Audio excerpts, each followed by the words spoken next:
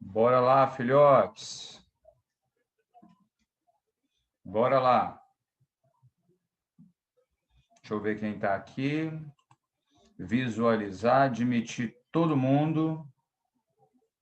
Vixe, ó, o pessoal entrou de peso agora. Deixa eu dar uma arrumada no meu cabelo aqui agora, porque tá atrapalhando a visão. Como é que vocês estão, meninos? E esse sábado aí alegre desse jeito, hein? Que coisa maravilhosa. Hã? Hein? Solzão, bom para estar numa praia, hein? Que coisa boa! Deixa eu ver. Vixe, olha só para você ver, ó. Que coisa maravilhosa. Ó, tá entrando aluno aqui, daqui uns pouco vai chegar a 120 alunos aí. Bom dia, Sabrina. Bom dia, Caroline. Ó, galera, hoje está animada, sabadão, hein? Coisa maravilhosa. Vou até dar uma beiçada na pitua aqui agora, ó, para a gente começar, né? Vamos dar os 5 minutinhos aí para a galera entrar. Ó, e já vai arrumando a maratona de vocês aí, viu, meninos? Nós vamos trabalhar a parte C e D, tá? E aí vamos intercalar na aula, tá? A primeira aula, então, a gente faz a letra C, a parte C, e a segunda aula, às 11 horas, a gente pega a letra D, tá? Então, já vai colocando aí o material engatilhado, né? Enquanto isso, eu estou esperando a galerinha entrar aqui, ó. E aí, filhotes? Ó, tem quantos alunos na sala? 15 alunos, eu consegui receber 3 bom dias até agora. Maravilha, né? Então, assim, um terço aí da turma. Fico feliz por isso. Fico feliz, muito feliz. Ó, apareceu um quarto aluno aí, ó. Apareceu um quarto aluno. Ó, 5, ó. Estou falando, tá vendo? Ô, mania que aluno tem de ser pressionado, viu? Ter que cobrar, faz exercício, estuda, frequenta a aula, presta atenção. Pessoal, meu cabelo tá atrapalhando aqui a visão, estou com medo de não dar para me enxergar aqui na tela do computador as questões ali, ó, porque o cabelo está crescendo a cada dia que passa. Hã? Vamos lá? Deixa eu ver. Tem gente entrando ainda, devagarzinho, ó. Vamos lá, Guilherme está entrando. Beleza. Ó, vixe, já tem uma galerinha já, como se diz, engatilhada. Filho, ó, só um pouquinho, pessoal. Lucas, dá o celular para papai, porque o pessoal liga aqui para mim. Às vezes a Mirtz liga. Eu só estou resolvendo um probleminha aqui, pessoal, até dar nosso horário. Tchau, vai com Deus. Meu filho está indo pro... Deixa eu fechar a porta aqui, que hoje eu estou no quarto, pessoal. Hoje é dia de faxina aqui em casa, então, assim, né, vocês se entendem, sabe como é que é. Então, eu tive que sair lá da sala, lá e instalar as coisas tudo no quarto aqui para começar.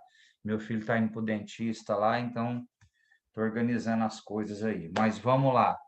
Vamos 10 e 3. Será que essa galerinha é só isso mesmo? Ó, 18 alunos, 13 com 5 do cursinho. Acho que já finalizou, já, né? Vamos trabalhar então? Vamos lá? Alguém quer falar alguma coisa? Quer fazer algum comentário? Fazer alguma colocação? Falar que hoje o sábado tá bom para passar o dia na piscina, tomando um suco de cevada, comendo um petisco, alguma coisa nesse sentido? Ó, hoje está muito calor. Realmente, está muito calor. Muito, muito, muito mesmo.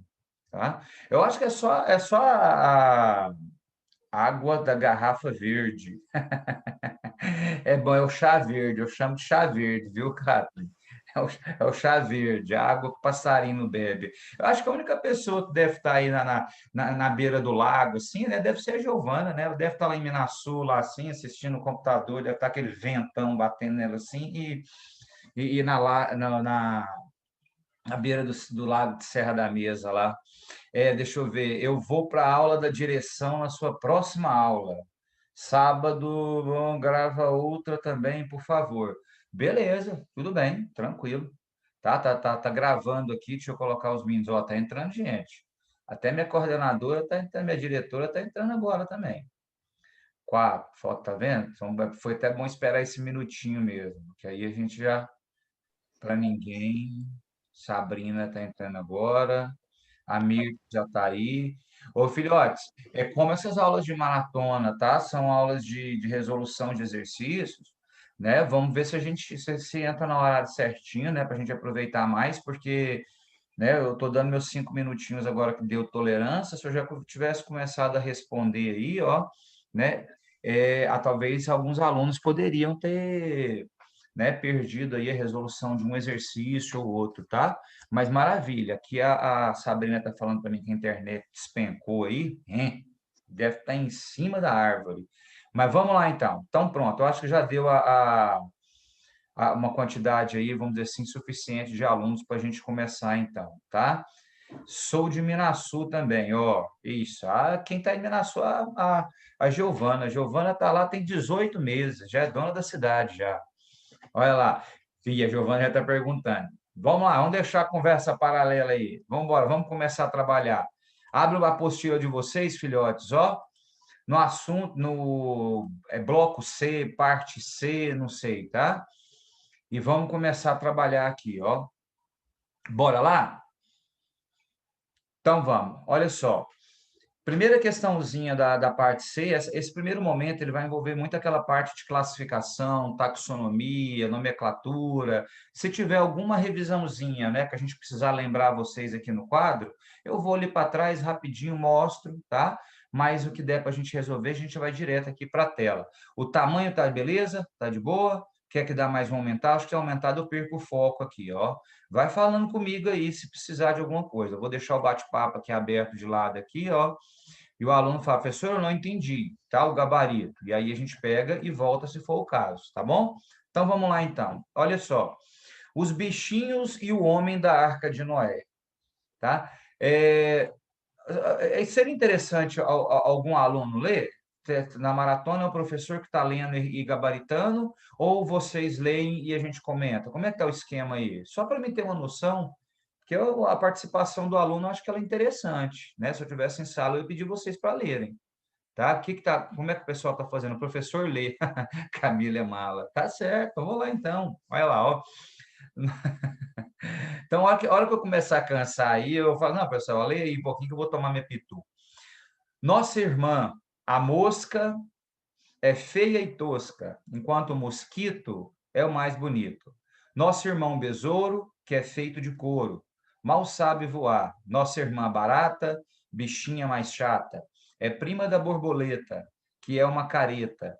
Nosso irmão grilo, que vive dando estrilo, só para chatear. Se vocês perceberem aí, ó, foram citados vários o quê? Vários insetos, né? Então, pegando um exercício igual esse daí, eu poderia até mesmo que, ó, tem gente entrando agora, o Isidoro, tá chegando cedo, né, Isidoro? Ó, você poderia até pensar, vai ter alguma coisa relacionada à artrópode ali, né? Por quê? Porque cita, na realidade, nosso agente, né? Que aí entra a classificação de mamífero e tal, e aí entra o quê? Entra muito inseto ali envolvido, tá? Aí, olha lá, o poema acima sugere a existência de relações de afinidade entre os animais citados e nós, seres humanos. Então, foram citados insetos, artrópodes, né? E nós, humanos, cordados, mamíferos, fazendo a revisão. Respeitando a liberdade poética dos autores, a unidade taxonômica, né, de classificação, que expressa a afinidade existente entre nós e esses animais é o quê? Então, qual que é a relação ali, queridos, de classificação que existe entre um artrópode e um cordado? Como é que eu vou falar? A maratona que está sendo feita com vocês, o professor já vai direto ou ele pede para vocês participarem e vocês vão colocando o gabarito aí? Como é que é? Ou eu já vou e já faço o gabarito com vocês? Só para a gente ter uma noção do como está sendo feito. Só responde para mim aí. O professor lê e já vai falar o gabarito e pronto. Então, assim, por mim, eu queria saber a opinião de vocês. Eu queria saber. Sim, eles fazem um comentário, faz tipo uma revisãozinha geral assim no assunto e aí resolve a questão. Então, beleza. Então, olha só. Então, fiz aí a revisão com vocês. Qual foi a revisão que a gente fez? O exercício envolve o quê? Classificação. Ele está classificando o quê? Ele está classificando dois grupos de animais, artrópodes, né, insetos especificamente, e o homem. Então, aqui, como é uma questãozinha que envolve aquela parte da taxonomia, né, que é aquela parte da classificação, lembra do reficofage, né? Reino, filo, classe, ordem, família, gênero, espécie. Aqui, no caso, ele quer saber a ordem taxonômica, né? Então, se inseto tá como artrópode, né? E homem tá como mamífero cordado, então não pode ser classificado no mesmo grupo. Agora, o que a gente tem que lembrar, né? Tanto o artrópode quanto os cordados estão dentro do reino quê? Do reino animal. Entendeu? Então, nesse caso, olha aqui, ó, filo, totalmente diferente, né? Classe, espécie, muito menos. Então, tá aqui o gabarito, ó. O gabarito é a letra B, tá? Por quê? Porque tanto os artrópodes quanto os cordados, tá? Estão dentro de quem? Do reino animal. Beleza? Nós temos dois filos envolvidos ali, então, o filo cordata e o filo, tá? Dos artrópodes. Tudo bem? Tranquilo? Então tá. Segunda questãozinha. Olha lá a segunda questão, também de classificação. Ó. O esquema representa 4 categorias de classificação inclusivas. Se os triângulos representassem uma determinada espécie, o círculo será. Meninos, rapidinho aqui, ó, tá? Vocês vão enxergar ali no quadro ali. Não esquece esse primeiro momento aí, ele está dizendo muito. Cadê meus pincéis, meu Deus do céu? Será que eu perdi meu pincel? Ué, eu tô ficando doido. Ué. Gente do céu, cadê meus pincéis? Ué, pessoal do céu, acho que eu tô caducando. Deixa eu ver se eu esqueci. Esqueci aqui, peraí. Perdão, meninos, tá? Essa questão de eu ter que ter vindo para o quarto aqui, ó. Então, vamos lá. Então, não esquece dessa categoria aqui, não, ó. Olha lá para vocês verem, ó. Né? Eu acho que todo professor utiliza, né, esse esqueminha para vocês aqui, ó. Tá? O famoso reficofage. Então, lembra o seguinte, tá? Se eu caminho de espécie, ó, até reino, qual que é a observação que eu faço daqui para lá, tá? Eu caminho de algo específico, tá? Para o quê? Para uma diversidade, né? E diferenças entre eles. Se eu pego o sentido contrário, de reino, e vou até espécie, qual que é o meu objetivo na realidade? Afunilar e aproximar os indivíduos, né? Com características semelhantes, que é o que a gente define como espécie.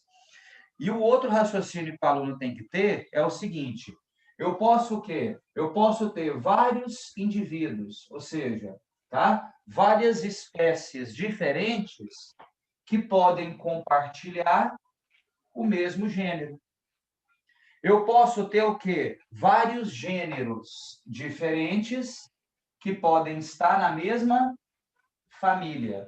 E assim vai sucessivamente, ó. Várias famílias diferentes na mesma ordem. Várias ordens na mesma classe, várias classes dentro do mesmo filo e vários filos dentro do mesmo reino. Estudamos isso em zoologia.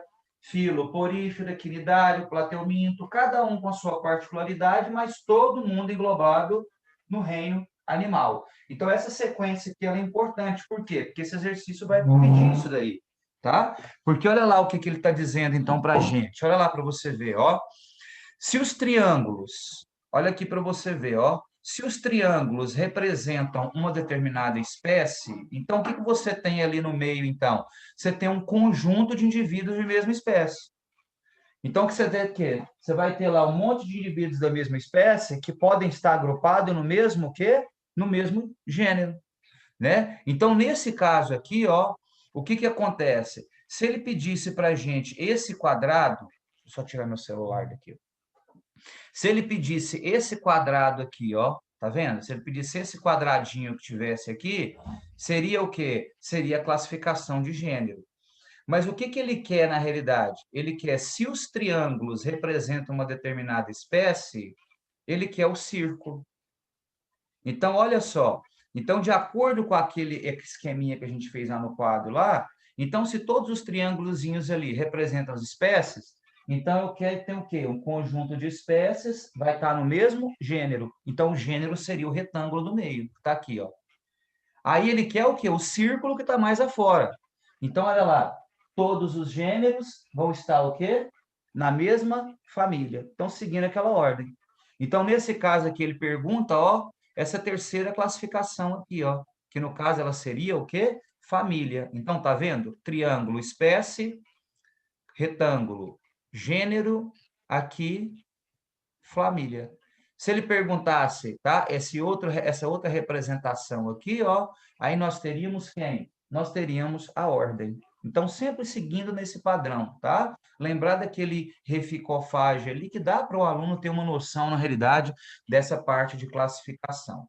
Tudo bem? Tranquilo?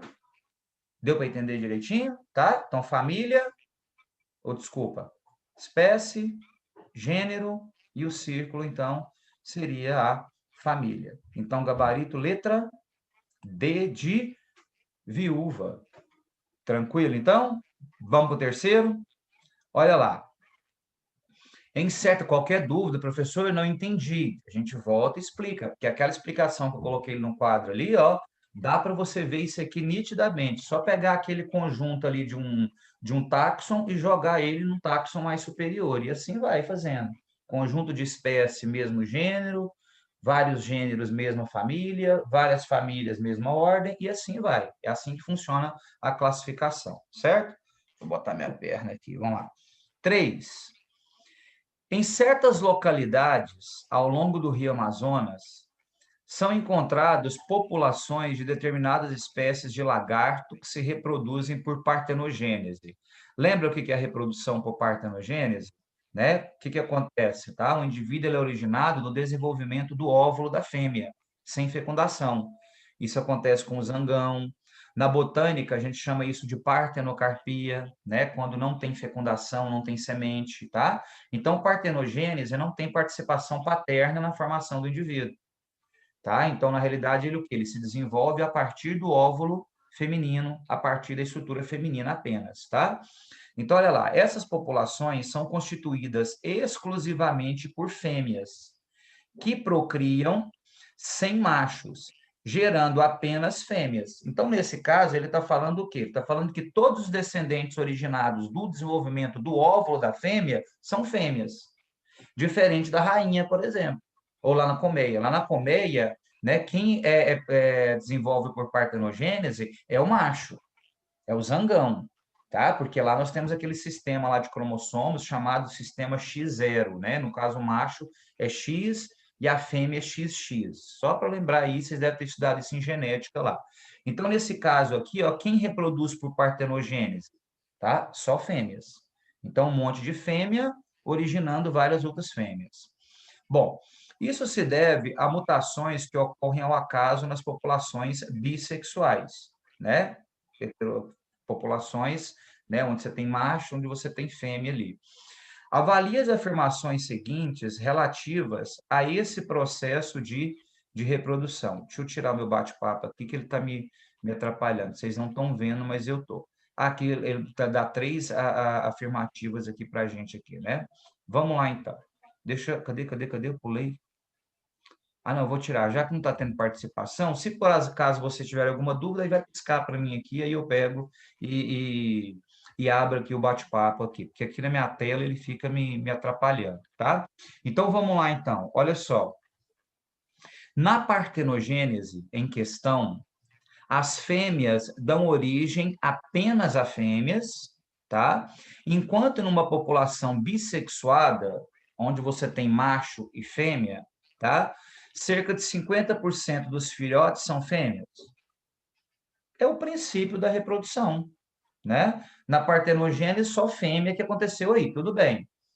Aí, se eu tenho uma população de macho e fêmea, gente, né? Como que a gente trabalha isso dentro da genética, né? A probabilidade, lembra da probabilidade lá, quando a gente vai fazer uma herança autossômica, né? A probabilidade de menino e menina, ela é 50%. Então, toda a população onde você tem macho e fêmea, né, onde você tem sexo masculino e feminino, a probabilidade que se trabalha para originar tanto fêmea quanto macho é 50% para cada um. Tudo bem? Então, isso está correto. Tá? Partenogênese só fêmea, e no caso, se a população tiver indivíduos de sexos diferentes, macho e fêmea, probabilidade é 50% para cada um. Então, isso aí é básico dentro da determinação sexual. Então, número 1 está correto, tá? 2, se uma população bissexuada se mistura com uma que se reproduz por partenogênese, essa última desaparece?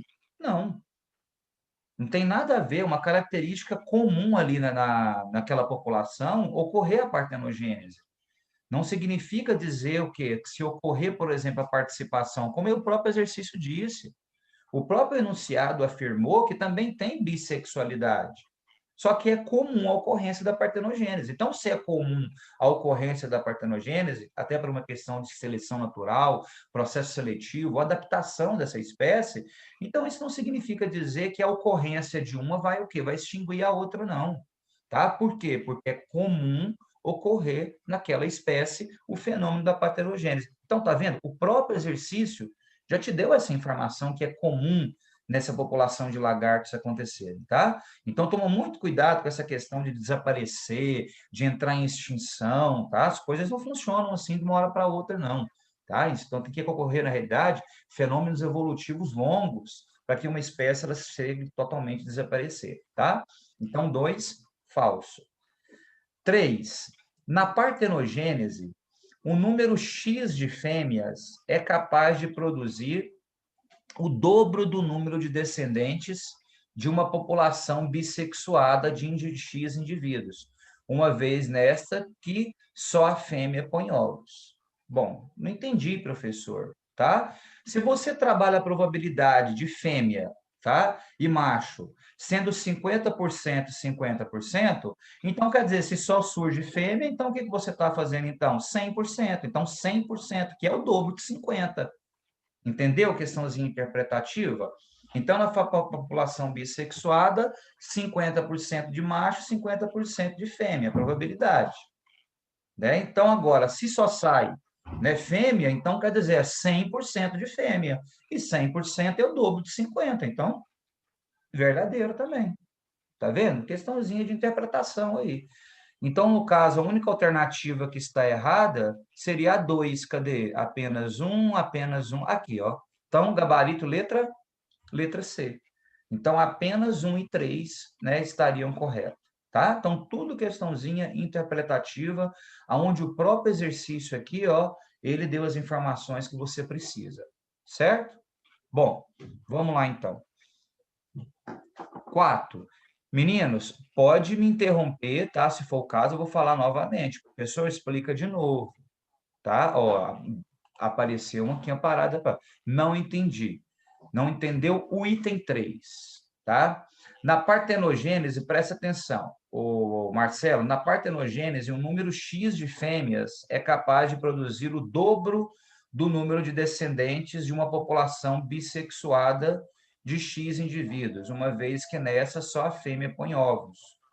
Então, ele está caracterizando a porcentagem ali, tá? Se você tem uma população de bissexuados, né, qual que é a probabilidade de macho e fêmea? 50-50, tudo bem?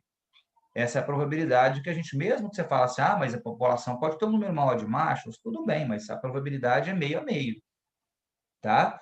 Agora, meio a meio, 50-50. Agora, se você tem um cruzamento que só gera fêmea, então o que é isso na realidade? 100%. E esse 100%, na realidade, ele corresponde o quê? O dobro, tá? Dos 50 que seriam originados ali se tivesse uma fecundação envolvendo a participação de macho. Então, é nesse contexto que ele quer que você analisa. 50% e 100%, entendeu? 4. Ó, deixa eu ver aqui. Entendi. Tá bom. Fêmea só gera fêmea. Aqui só gera fêmea, tudo bem? Isso aqui, filhotes, ó, não sei se vocês lembram, isso aqui é um paramécio, tá? Um protozoário, tá? E aqui, ó, esse protozoário, ele está se reproduzindo por conjugação, tá vendo, ó? ou desculpa, por conjugação, por bipartição. A bipartição é aquele processo que ocorre em bactérias, né? Aquele processo assexuado, que forma dois indivíduos geneticamente iguais, tá? Aqui ele está falando, ó, do brotamento. Lembra que o brotamento, né, seja na botânica, seja em fungos ou em animais, como as quinidárias, por exemplo, também é um processo assexuado, tá? Aqui ele já coloca acasalamento. Ó, letra C, acasalamento. Acasalamento já entra, então, reprodução sexuada, cópula, troca de material, né? Aqui, ó, o amplexo, né, que é aquele abraço que o anfíbio dá, que o macho dá na fêmea para liberar os óvulos, e aí o macho vai e libera os espermatozoides. Então, não sei o que ele vai estar pedindo aqui no exercício, né? Eu não olhei, mas aqui eu tenho o quê? Ó, eu pegando um exercício desse para analisar, eu tenho o quê? Eu tenho, ó, reprodução assexuada, duas reproduções sexuadas aqui, tá? Considere a figura abaixo, que representa diversas formas de reprodução sexuada e assexuada em alguns organismos. Ele vai fazer algumas afirmativas para a gente, tá? Então, olha só. Alguém lê para nós, o tamanho, alguém lê para nós, por favor? Participa e lê para mim, só enquanto eu bebo uma pitu aqui, pode ser? Primeira.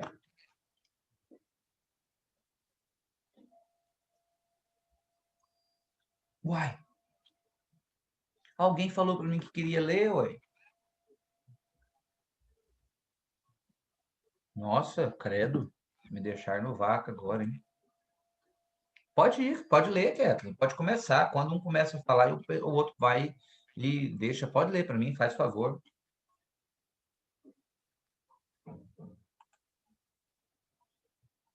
Kathleen. Oi, meu áudio tá bom? Fui pegar o microfone. Agora tá. Tá. É a 1? Isso aqui.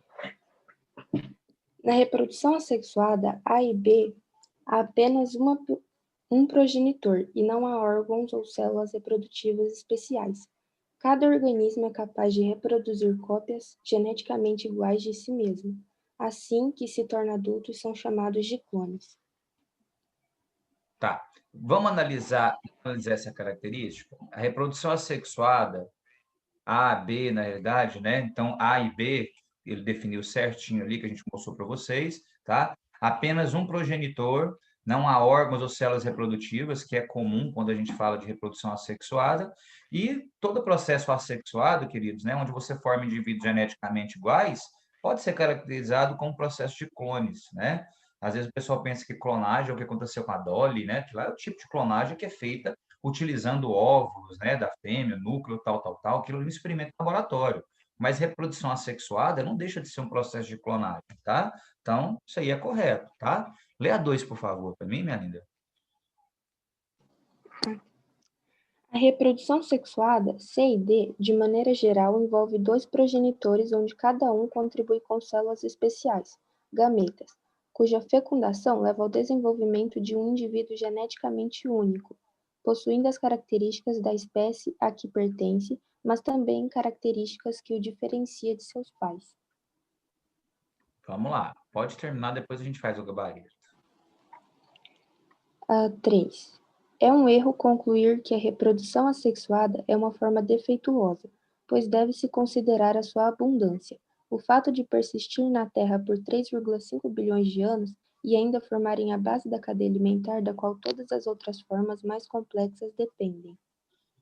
Isso aí é um detalhe interessante. Muita gente confunde o que é primitivo e o que é simples. Eu não gosto de usar o termo primitividade para fazer referência a bactérias, protozoários, porque você tem que imaginar o seguinte: muitas espécies que são unicelulares, que se reproduzem só de forma sexuada, que são microscópicas, elas coexistem no mesmo ambiente do que espécies complexas. Então, né, é um erro aí, igual ele está falando, falar que prova sexuada é coisa defeituosa. Não, é uma característica que foi o quê?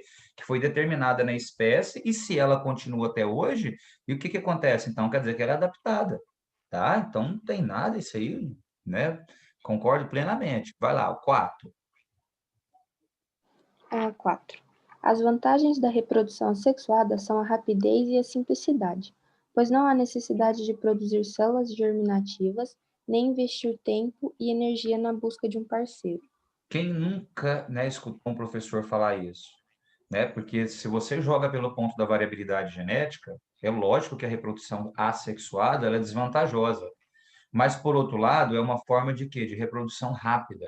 E para dependendo de determinadas espécies, igual a gente vê que reprodução assexuada é sempre comum em indivíduos mais simples, tá? Então é muito mais fácil, muito melhor, mais vantajoso o indivíduo garantir, né, a prole, né, jogar um monte de indivíduos ali, né, para ficar sujeito ali à seleção natural, do que ficar o quê? Selecionando e reproduzindo de forma limitada, né? Então lembra disso daí, reprodução assexuada, ela tem como característica, apesar de simples, né, uma reprodução mais rápida, né? Ou seja, uma reprodução quantitativa. Eu sempre falo isso. E a sexuada é algo mais qualitativo. Então, correto também isso daí, ó. Quinta. A 5. A reprodução sexuada é a produção de indivíduos através de gametas. A reprodução bissexuada é a mais comum. Envolve dois indivíduos separados. O hermafroditismo, com autofecundação, e a partenogênese são formas mais raras, pois envolvem apenas um indivíduo. Correto. Reprodução sexuada, né? Também muitos chamam de reprodução gâmica. Reprodução bissexuada, né? Quando a gente tem macho, fêmea ali, né? Você tem diferença, cada um produzindo seus gametas. O hermafroditismo não deixa de ser um processo, mesmo que haja autofecundação. A gente estudou, por exemplo, Plateuminto, estudou a tênia, né? Que realiza autofecundação, mas envolve participação de gametas. Partenogênese, por mais que seja um indivíduo originário do desenvolvimento do óvulo, mas envolve participação de gametas. Então, meninos, teoricamente, aqui todas as alternativas são corretas, tá? Aqui ele caracterizando a assexuada, né, como um processo mais simples. Aqui, né, ele priorizando a reprodução sexuada como aquela produtora de gametas, né, falando que o indivíduo ele tem a característica própria, mas que diferencia dos seus pais, né? Então a famosa recombinação gênica, que é importante demais, né, no contexto evolutivo. A questão 3 aqui dele falar que é um erro, né, você desprezar a reprodução assexuada, mas a gente não pode fazer isso, porque essas espécies estão aí até hoje reproduzindo de forma sexuada, é que esse tipo de reprodução, então, ela foi selecionada. Então, ela entrou no processo de seleção natural, tá? A vantagem, né, da reprodução assexuada, isso a gente sempre fala em aula, né? Tem a desvantagem da variabilidade, mas, por outro lado, você tem o quê? A vantagem da multiplicação rápida, né? De um grande número de indivíduos ali. E a 5 caracterizando, né, do que acontece a reprodução sexuada, formação de gametas, separação de sexo, e aquelas particularidades que não deixam de estar relacionadas à reprodução sexuada. Por quê? Porque envolve participação de gametas. Tudo bem? Então, obrigado aí, viu, Kathleen, por... É Kathleen ou Kathleen? Perdão. Que às vezes a gente fala errado, o pessoal... É Kathleen mesmo. Kathleen, beleza, tá bom. Então, tá vendo? Olha, então todas as alternativas corretas. Ó, gabarito, letra E, então. Tá? Bora lá? Ó os desenhos aí do Bob Esponja lá, turma, né? Bob Esponja, o Patrick, né? Lula Molusco e o Siriguejo ali, né? Vamos lembrar rapidinho da zoologia, né? Então, aqui nós temos o quê? Um representante do filo dos poríferos, tá?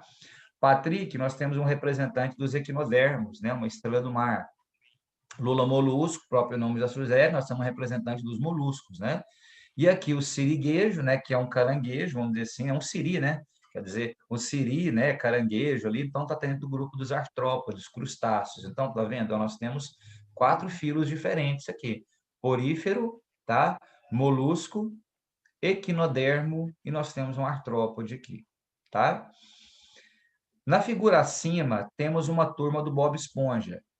Dentre os animais relacionados, não possui tecido verdadeiro, sendo classificado como parazoário. Quando nós começamos a zoologia, nós falamos para vocês o seguinte, meninos, um dos principais critérios usados na classificação dos animais é o critério embriológico. Tanto que a gente usa o quê? A gente fala se o animal é protostomado ou deuterostomado, né, que é aquela questão do blastóporo, originar a boca e o ânus.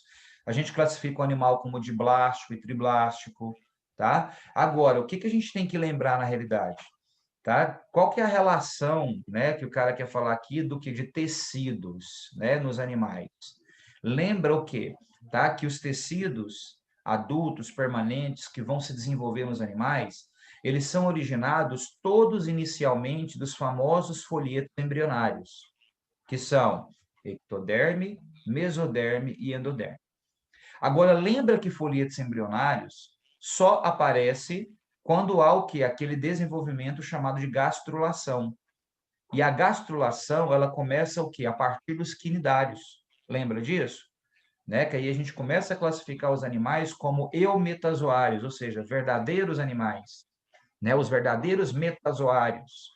Por isso que o filo, o reino animal, também é chamado de reino metazoa, tá? Então, o único filo que não há formação de tecidos, não tem folhetos embrionários, então a gente não classifica como diblástico ou triblástico, e nenhum daqueles critérios embrionários ali é o filo de quem? Do Bob Esponja. É o filo porífera. Por quê? Porque o desenvolvimento só vai até a blástula. Então, não tem gastrulação. Então, não tem como formar folhetos embrionários. Então, isso foi falado bem para vocês, né? Tanto para o curso quanto para o terceiro, quando a gente pegou e foi introduzir, né? Iniciar a zoologia com vocês, tá bom? Então, não esquece disso, não. Parazoários seriam animais, né? Vamos dizer assim, mais simples, né? Que não apresentam aí os critérios de classificação geral que vão surgir ao longo dos outros filos, tá bom? Então, o único filo aqui que não tem tecidos, né? Tanto que a gente nem classifica como diblástico ou triblástico, é o filo porífera, tá? Lembra que nós estamos falando disso desde o momento, né? Desde que a gente está falando de todos os filos aí passando por eles. Porífero eu não classifico, né? Nesse processo de tecidos. Quinidários, né? É o único grupo de animais diblásticos, porque só tem o quê? Só tem ectoderme e endoderme, tá?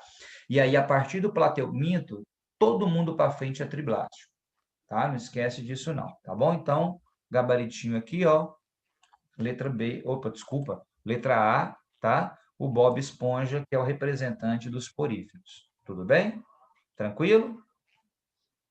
Podemos continuar? Então, vai lá então, tá? 6. Brasileiros usam cogumelo contra a leishmaniose, né? Lembra da leishmaniose? É uma protozoose causada por quem? Pelos chamados leishmanias, tá? E aí os leishmanias são veiculados até o homem a partir do quê? Da picada de insetos, né? Lembra que aqueles insetos do gênero Plebotomus, tá? O cogumelo do sol, velho conhecido da medicina fitoterápica, é mais do que um simples complemento alimentar. Ele também combate a leishmaniose, doença que pode deixar sequelas graves e levar à morte. Um grupo de pesquisadores de Minas Gerais propõe um novo tratamento com substâncias derivadas do fungo, que teria uma grande vantagem em relação ao método atual, a ausência de efeitos colaterais. Porque as protozooses, meninos, né, até mesmo a questão da malária, tá? A gente viu aí a questão do pessoal, por exemplo, né, fazendo referência lá ao uso da hidroxicloroquina, que é um medicamento natural para malária, né, para o pessoal não utilizar, por quê? Porque tinha muito efeito colateral. Então, essas medicações, geralmente, que são usadas no combate a protozoários, quer dizer que a gente não tem cura, eles têm muito efeito colateral, tá? E esses efeitos colaterais, para quem não tem a doença, né, é significativo. Agora, infelizmente, né, para quem tem a doença, se é aquele o tratamento que existe, cara, você tem que testar, foi aprovado, foi mostrado que tem uma certa eficácia, né, pelo menos no controle dela. Então, isso aí é só uma observação que é feita com relação a essas doenças causadas por protozoários. Aí vem a doença de Chagas, aí vem a malária, a leishmaniose, a própria toxoplasmose, a gente já comentou com vocês. Então, os medicamentos são muito agressivos, tá? Então, tem muito efeito colateral. Mas o paciente que está, portando aquela doença, não tem outro tratamento, então ele é sujeito. Por isso que teve aquela preocupação do pessoal ficar utilizando a hidroxicloroquina, né, que é utilizada para o tratamento, por exemplo, da malária, tá? E que o pessoal estava querendo usar para vírus. E aí era meio complicado. Por quê? Lembra qual foi o grande problema? Os efeitos colaterais da medicação, tá? Então fica aí só um adendo para vocês. Falta um minutinho só aqui, ó. Ah, não. Então aqui dá para responder, ó. Sobre a leishmaniose, ela é transmitida pelo mosquito palha, tá? Que é o Plebotomus. Já definiu já, ó. Atualmente existe vacina eficaz para os seres humanos? Não tem. A doença é causada por bactéria, não é um protozoário, É uma doença endêmica da região sul do país, não é na região sul que ela é mais comum, ela é comum no norte, tá? A leishmaniose cutânea afeta as vísceras. Não, o próprio nome diz, a cutânea é aquela úlcera de Bauru. A víscera é chamada de visceral. Então, assim, duas diferenças aí em atuação dessa doença. Vai interromper nossa aula, queridos, mas agora na 11 horas a gente volta, mas aí a gente vai para a parte D agora, tá? Então, vamos fazer assim. Primeiro